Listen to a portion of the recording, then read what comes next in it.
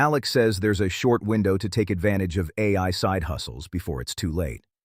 Whenever I hear short window, I ask one question. If it's that easy, why isn't everyone already rich? Let's test the first idea.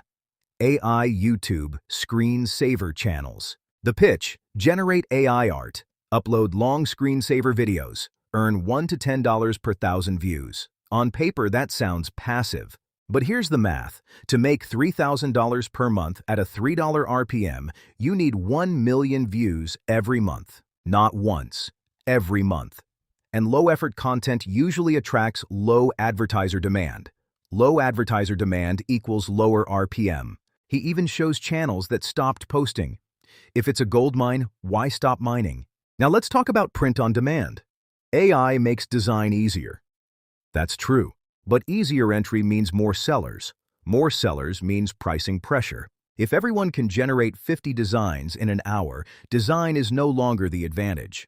Marketing becomes the advantage. Traffic becomes the moat, and most beginners don't have a traffic strategy.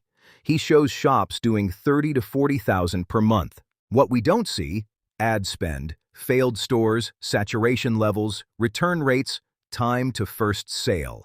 Now digital downloads, high margins, no inventory. But if AI can generate unlimited art instantly, supply explodes. When supply explodes, prices fall. So now the strategy becomes: post hundreds of listings and hope. That's not passive. Now Amazon KDP AI books.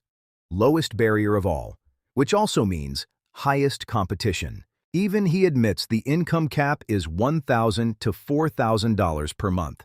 So here's the pattern across all four models. They rely on platform traffic, algorithm distribution, low barriers, and high competition. None rely on brand, owned audience, unique positioning, or long-term defensibility.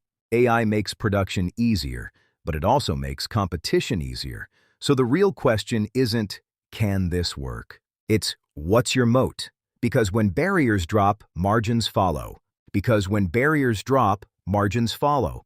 That's the part no one puts in the thumbnail.